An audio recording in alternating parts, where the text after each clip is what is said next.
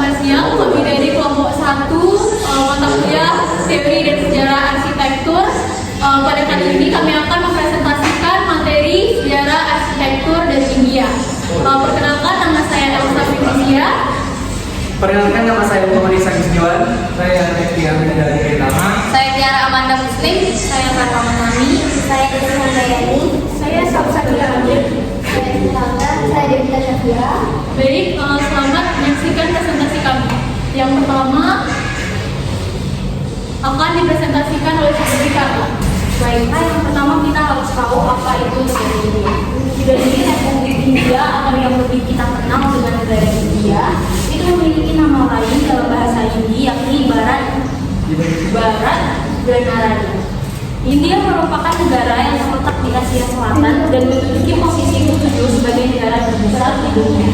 India ini adalah tempat dari peradaban paling kuno seperti peradaban Indo Sungai Indus dan merupakan negara bagian dari Britania Raya sebelum akhirnya mendapatkan kemerdekaan pada tahun 1947. Selain menduduki sebagai negara ke-7 terbesar di dunia, India juga merupakan negara dengan populasi terbanyak nomor 2 di dunia. Di mana India ini memang memiliki beragam suku, agama, dan tradisi yang berbeda-beda. India juga merupakan tempat di mana lahirnya dari 4 agama utama di dunia, yakni Hindu, Buddha, Jain, dan Sikh. Hal ini tercermin dalam berbagai gaya arsitektur di India, sehingga setiap gaya bangunannya pun memiliki ciri khas yang unik dan mencerminkan karakteristik masyarakat di daerah tersebut. Itulah mengapa arsitektur negara India ini bisa dikatakan sebagai perpaduan dari berbagai tradisi, baik internal maupun eksternal, dari budaya Eropa, Asia Tengah, dan Asia Timur. Sejarah arsitektur India. Yang pertama ada peradaban lembah Indus yang terjadi pada 3300 sampai 1700 sebelum Masehi. Terletak di bagian barat laut benua India, merupakan salah satu peradaban kuno terbesar di dunia. Terkenal dengan kota terencana, segel batu unik, dan sistem drainase yang canggih. Zaman Besi, peradaban zaman perunggu runtuh di pertengahan milenium kedua sebelum Masehi. Zaman Besi diikuti dengan lahirnya Mahavira dan Gautama Buddha pada abad ke-6 sebelum Masehi. Lalu ada kerajaan Maurya sekitar 322 sebelum Masehi, didirikan oleh Asoka Agung yang saat itu menaklukkan dan menyatukan sebagian besar anak benua India yang dikenal dengan pemerintahan yang adil dan toleransi agama. Sastra dan budaya klasik sejak abad ke-3 sebelum Masehi. Perkembangan sastra Prakrit dan Pali di utara serta sastra Tamil di selatan. Masa kemasan budayanya, ilmu pengetahuan dan seni di bawah kekaisaran Buddha. Matematikawan, dermawan, dan penyair terkenal terakhir dari kerajaan Buddha. Lalu ada pengaruh budaya India di Asia Tenggara yang menyebabkan berdirinya kerajaan terindianisasi di Asia Tenggara atau India Raya. Penjajahan dan dinasti di India abad ke-8 hingga ke-19, penjajahan oleh Muhammad bin Qasim. Abad ke-7 dan ke-11, negara tripartit di kala dinasti Pala, Rashtrakuta, Gurjara, Pratihara, berpusat di Kanaus tahun 712. Islam tiba di India. Muncul negara Hindu kuat seperti Kacaran, Vijaya Negara, dan negara Mawarta. Abad ke-15 munculnya Sikhisme. Lalu tahun 1762 kembali Sikh 30.000 orang. Penjajahan Inggris dan perjuangan kemerdekaan. Pertengahan abad ke-18 hingga pertengahan abad ke-19, India dianeksasi oleh East India Company. Setelah Perang Dunia Pertama, gerakan kemerdekaan India diluncurkan oleh Kongres Nasional India dipimpin oleh Mahatma Gandhi dan Jawaharlal Nehru dengan perlawanan damai. Liga Muslim seluruh India mengadvokasi negara bagian mayoritas Muslim yang terpisah. Kemerdekaan India sekitar 15 Agustus 1947, India merdeka dari Britania Raya. Nehru terpilih sebagai Perdana Menteri India yang pertama, lalu pembagian India Britania menjadi Dominion India dan Dominion Pakistan. Saya akan menjelaskan mengenai materi penduduk.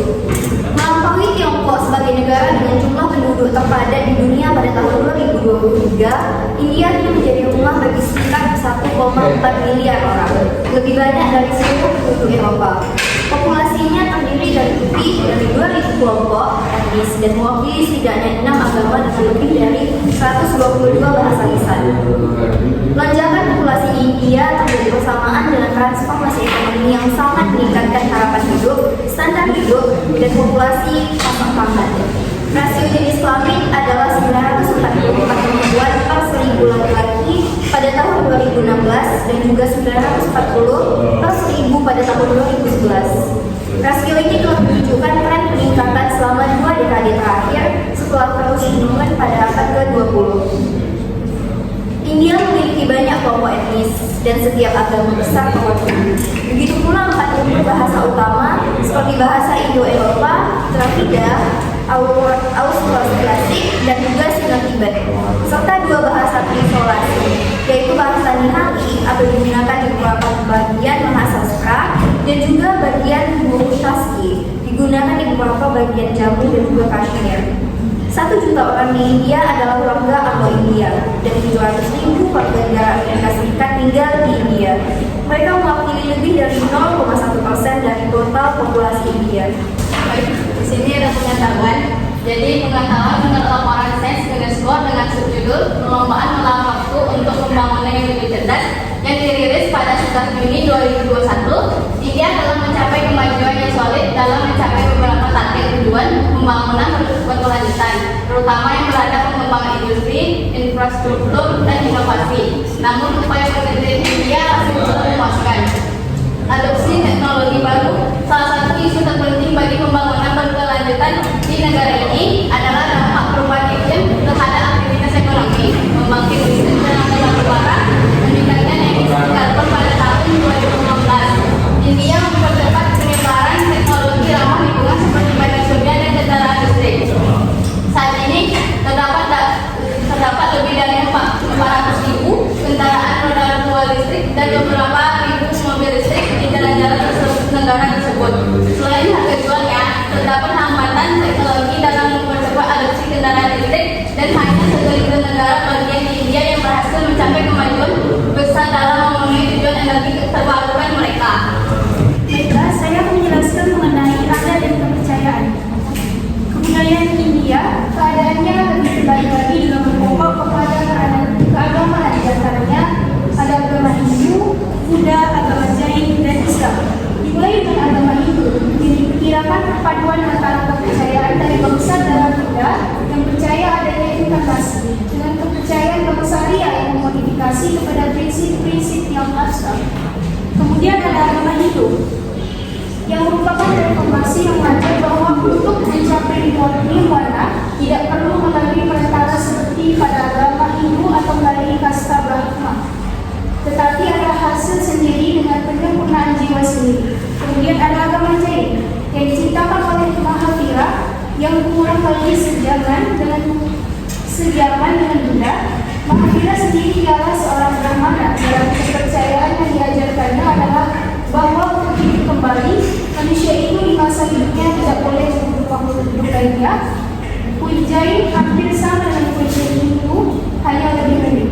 Kemudian terakhir adalah agama Islam yang merupakan agama yang telah mengembangkan kebudayaan Bali sendiri dalam modal sejarah kebudayaan India, membawa pemisahan India sebagai negara. Ketika Pakistan atau bagian India yang beragama Islam mendirikan negara sendiri yang disusun kemudian dengan negara Bangladesh.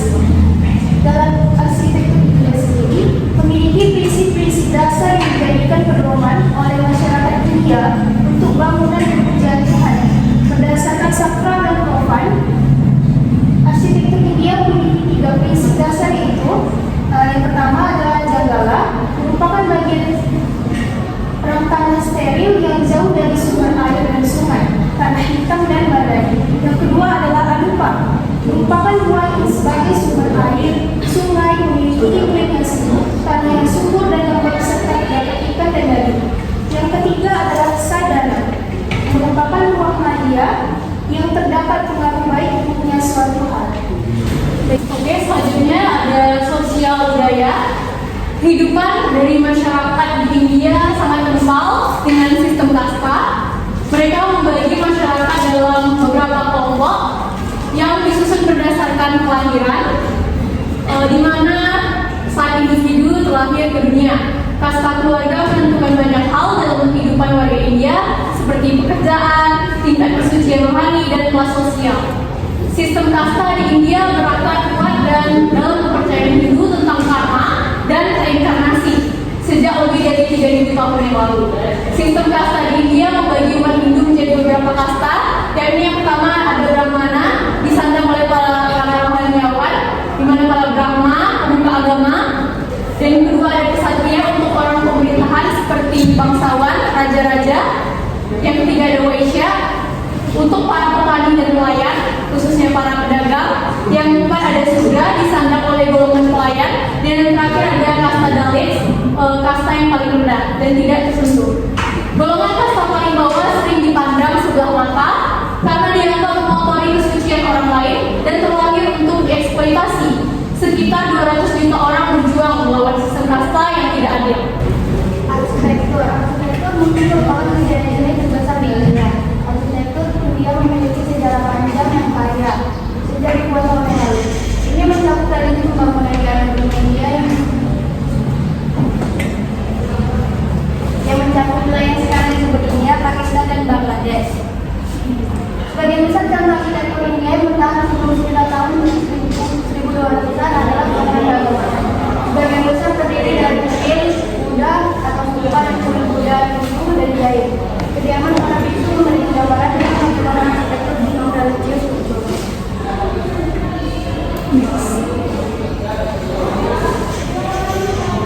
Peradaban lembah itu, kebudayaan urban paling awal dalam benua India adalah peradaban lembah itu. Sekitar tahun 2500 Masehi hingga sekitar tahun 1700 Masehi. Yang berkembang besar terutama di lembah sungai Indus yang sekarang menjadi terkenal di Pakistan. Bahan bangunan yang paling umum adalah batu bata, meskipun kayu kadang-kadang digunakan sebagai pengingat batu bata. Kayu juga digunakan untuk atap dan data. Rumah-rumah sangat bervariasi, banyak di antaranya berbagai alasan desain dan terkenal oleh ruangan tempat ini.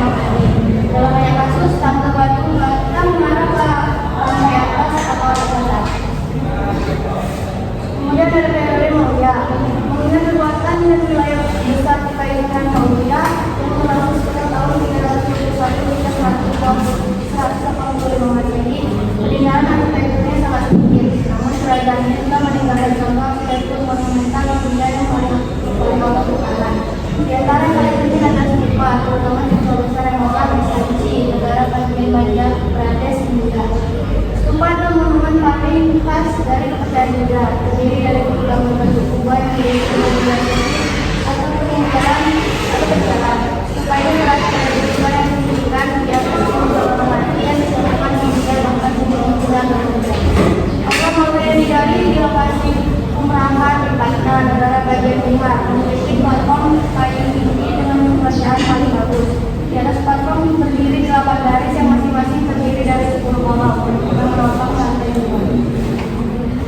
Lalu ada arsitektur India awal abad ke-2 sebelum Masehi sampai abad ke-3 Masehi. Sama periode antara akhir dinasti Maurya dan kebatuan dengan besar. Stupa tersebut menjadi semakin besar dan rumit.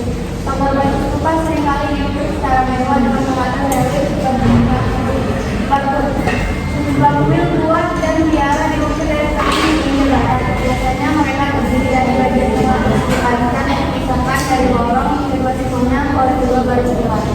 Sebagian besar konstruksi pada waktu itu terbuat dari kayu dan batu bata dan tidak bertahan. Namun banyak bangunan yang tergambar pada batu relief. Batu tersebut menunjukkan kota-kota berbentuk dan terpakai dengan gerbang besar. Rumah bertingkat yang moguli dan pavilion dengan berbagai kubah. Ciri mencolok dari arsitektur India awal ini adalah sebenarnya penggunaan sejarah dan visual. Baik, izin melanjutkan periode Gupta. Pada masa pemerintahan di dinasti Gupta, pada abad ke-4 dan hingga ke-6 Masehi, muncullah gaya candi Hindu, yang mana candi Hindu baru ini yang menjadikan penting bagi perkembangan arsitektur. Candi India ini di masa depan, candi India ini mempunyai tempat suci berbentuk persegi kecil, yaitu ruangan yang berisi gambar utama atau lambang dewa candi, dengan gaya yang lebih sederhana dengan atap datar juga dibangun pada masa Gupta.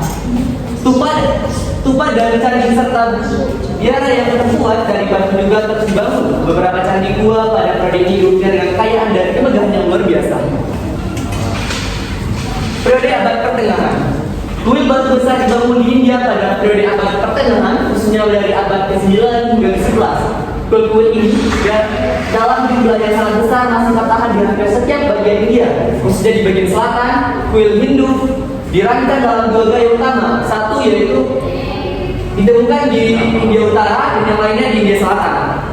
Dalam masing-masing gaya ini, candi merupakan mencakup tempat suci berbentuk persegi kecil atau bisa disebut gerbang mira, dan satu atau lebih beranda atau aula pilar mandapa yang menjulang di atas tempat suci adalah sebuah menara dan puncak menara.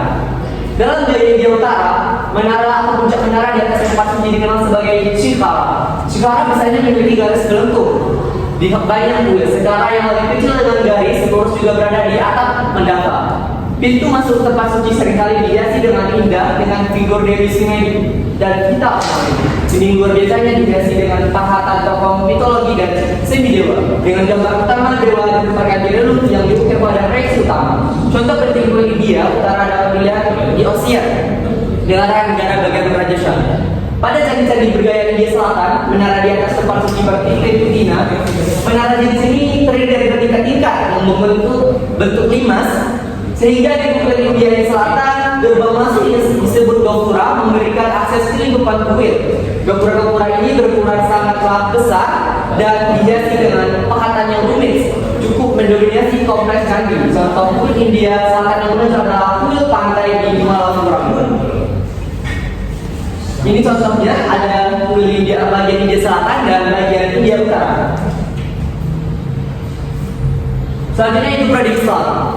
Perluasan Islam di India pada abad ke-11 dan ke-12 perkenalkan elemen arsitektur khas Muslim ke dalam masjid, makam, dan bangunan lain di anak benua tersebut. Unsur-unsur tersebut meliputi bentuk kubah dan lingkungan serta gaya dekorasi Islami. Arsitektur Islam gaya kostum berkembang pada periode ini.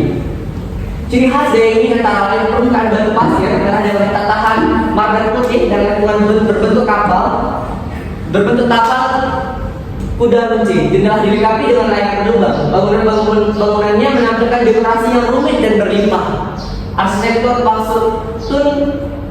Pashtun awal yang dikenal di Delhi mencakup Masjid Quwat ul Islam, sebuah menara tertinggi disebut dengan Qutb Minar, makam Sultan Iltutmish dan gerbang Alain. Dari pertengahan abad ke-16 hingga ke-17, di bawah kekuasaan dinasti Mughal, India Utara menyaksikan kebangkitan arsitektur Islam yang mencolok. Arsitektur Mughal menghasilkan struktur dengan halusan dan kualitas yang tidak biasa. Arsitektur Mughal mencapai puncaknya pada masa pemerintahan Kaisar Shah Jahan pada tahun 1628, lebih kurang 58. Ciri arsitektur Persia ditekankan penggunaan kubah ganda dan lingkungan seperti taman merupakan ciri khas bangunan zaman Shah Jahan. Simetri dan keseimbangan antara bagian bangunan selalu ditekankan seperti halnya dataran marmer yang halus. Marmer putih merupakan bahan bangunan favorit, namun pencapaian-pencapaian adalah Taj Mahal yang mudah diagram. Tradisi Eropa dan zaman modern. Bangunan yang meniru gaya kontemporer, bangunan ini yaitu arsitektur Eropa, dibangun di India setidaknya sejak abad ke-16. Dalam struktur ini gaya Eropa seringkali diberi cita rasa lokal India. Beberapa dari karya ini sangat bermanfaat, khususnya Sekol Barok di koloni Portugis di Goa, India. Di antara bangunan paling terkenal yang masih bertahan adalah Gereja Bom Yesus yang selesai dibangun pada tahun 1605. Pada abad ke-18 dan ke-19, beberapa bangunan yang berhutang budi pada gaya neoklasik barat dibangun di India. Arsitektur neoklasik terinspirasi oleh gaya bangunan Yunani dan Roma kuno. Di India, bangunan neoklasik akan paling dulu oleh pengunjung India, khususnya di wilayah yang berada di bawah kekuasaan atau pengaruh Eropa. Bangunan-bangunan di kota besar India semakin mendapat pengaruh Eropa. Gaya budaya campuran Indonesia secara bertahap menyebabkan kota-kota di pedalaman. Arsitektur Swiss-Law Corbusier mengarahkan pembangunan ibu kota baru, Chandigarh, untuk negara bagian Punjab Punjabi di India pada awal tahun 950-an. Pengaruhnya dan pengaruh masyarakat Amerika dan Eropa lainnya membantu mewujudkan gerakan arsitektur modern di India yang sangat dinamis. Gerakan ini sedang dalam proses menyesuaikan diri dengan kebutuhan dan tradisi lokal, misalnya dalam karya arsitek India Charles Korea.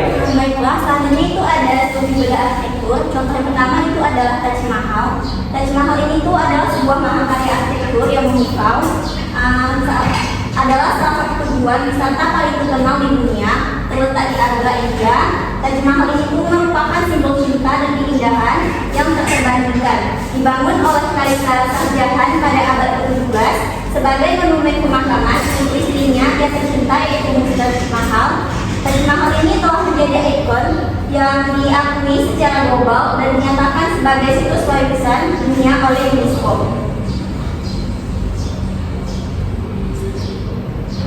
Masuk pada desain dan arsitektur. Arsitektur Taj Mahal ini tuh dirancang dengan gaya arsitektur mughal yang memadukan unsur Persia, Islam dan juga India. Bangunan ini menampilkan kesempurnaan simetri, harmoni proporsi, dan kehalusan detail yang mengesankan. Arsitektur Taj Mahal ini tuh terdiri dari beberapa element penting, termasuk yang pertama ada pintu gerbang atau darwaza, yaitu pintu gerbang utama yang mengarah ke kompleks Taj Mahal menghadap ke arah Sungai Yamuna. Pintu gerbang ini memukau dengan relief dan hiasan yang indah. Yang kedua itu ada Taman Bak. Taman persis di depan Taj Mahal yang terdiri dari jalan-jalan yang simetris dan taman-taman yang teratur. Taman ini membagi area kompleks menjadi dua bagian, yaitu simetris dan menciptakan efek perspektif optik yang menakjubkan. Dan yang ketiga itu ada bangunan utamanya. Bangunan utama Taj Mahal ini terdiri dari bangunan utama, mausoleum, menara penjaga dan juga lantai dasar. Mausoleum ini yang menjadi pusat perhatian memiliki struktur setinggi 73 meter dengan 4 menara di 4 sudutnya. Yang keempat itu ada kubah. Kubah utama Taj Mahal adalah salah satu fitur yang paling mengesankan, terbuat dari batu pasir putih dan dilapisi dengan plaster marmer. Kubah ini memiliki tinggi yang menakjubkan dan ditopang oleh struktur utama bangunan. Dan yang terakhir itu ada ornamen marmer. Taj Mahal ini dihiasi dengan ornamen marmer yang unik dan pahatan batu berharga, relief, kaligrafi dan pola geometris menghiasi dinding-dindingnya dengan keindahan yang luar biasa. Dan untuk bahan bangunannya, Taj Mahal ini tuh dibangun menggunakan berbagai jenis batu dengan bahan utama yang digunakan adalah marmer putih. Marmer ini dikenal sebagai marmer Makrana yang diekstraksi dengan tambang Makrana di Rajasthan, India. Marmer ini memiliki kualitas yang sangat baik, memberikan kilauan yang menakjubkan dan kehalusan yang luar biasa pada struktur bangunan. Yang kedua itu ada keindahan tekstilnya. Terkenal dengan kehalusan dan keindahannya, Taj Mahal ini tidak hanya pada bagian eksterior, tapi juga pada bagian interiornya. Ruangan dalam mausoleum dihiasi dengan ukiran-ukiran bunga, kaligrafi ayat-ayat suci Al-Quran, dan juga desain geometris yang rumit.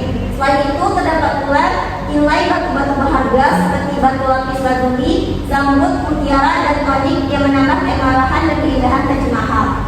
Salah satu aspek yang paling mencolok dari arsitektur Taj Mahal adalah kesempurnaan simetris yang dimilikinya. Bangunan ini dirancang dengan sangat hati-hati agar simetris sejati dapat ditemukan di hampir setiap bangunannya. Dari jalan masuk, taman, kolam air hingga bangunan utama, semuanya menuju harmoni simetri yang mengesankan untuk diamati. Dan untuk permainan cahayanya, arsitektur Taj Mahal ini juga dikenal karena kemampuannya untuk memainkan cahaya yang menakjubkan pada berbagai waktu sepanjang hari, terutama saat matahari terbit dan terbenam. Bangunan ini terlihat berubah warna dari kemasan hingga perak muda. Cahaya matahari memantul pada marmer putih yang digunakan menciptakan efek visual yang memukau dan mengubah penampilan Taj Mahal dengan nuansa yang berbeda.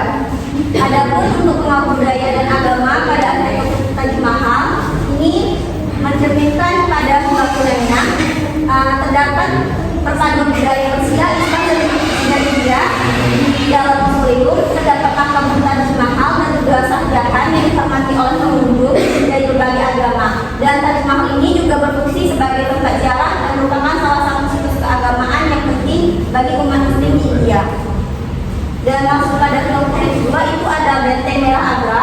Benteng Merah Agra atau Benteng Merah Piagam dibangun pada tahun 1573 di bawah pemerintahan Kaisar Akbar, salah satu kaisar terhebat dari dinasti Islam Mughal. Luas keseluruhan kompleks pada Benteng Agra itu mencapai 380.000 meter persegi. Untuk menyelesaikan pembangunan benteng ini, konon dibutuhkan lebih dari 4.000 pekerja dan juga 8 tahun masa pekerjaan yang berat. Benteng ini terletak di sisi Sungai Yamuna di kota bersejarah Agra di bagian barat-barat negara bagian utara Pradesh, utara tengah India hari ini. Dan benteng ini memiliki sejumlah struktur bangunan yang mengesankan seperti Hijahan Mahal atau ruang khusus wanita, Ras Mahal, ruang kaisar, Diwan Ikhlas, ruang tamu kehormatan, Diwan Ayam, aula publik, Manci Bawan, ruang ikan, tempat kolam ikan mas, langkah kesayangan kaisar dan masjid moti. Benteng Agra ini juga menjadi salah satu situs warisan dunia UNESCO. Dan Benteng Agra ini memiliki sejarah yang panjang dan juga kaya. Setelah berganti kepemilikan dari berbagai penguasa lainnya di masa lalu, ia juga mengalami berbagai macam renovasi sehingga penampilannya selalu berubah-ubah. Semuanya bermula pada tahun 1526 di Asia Tengah. Seorang pangeran bernama Raja Talal bin Muhammad pada tahun 1483 sampai 1530 naik tahta menjadi seorang kaisar. Dan kaisar muda tersebut memiliki gelar babur yang dalam bahasa Rusia artinya adalah kaisar. Dan untuk pengaruh budaya, benteng ini dibangun hanya dengan menggunakan bata biasa saja. Pada saat Akbar berkuasa, kondisinya telah rapuh. Menyadari pentingnya sejarah dan situasi bangunan tersebut, Akbar memutuskan untuk membangunnya kembali dengan menggunakan batu bata yang terbuat dari pasir merah. Baiklah, sekian presentasi dari kami. Jadi kurangnya kami mohon maaf. Assalamualaikum warahmatullahi wabarakatuh.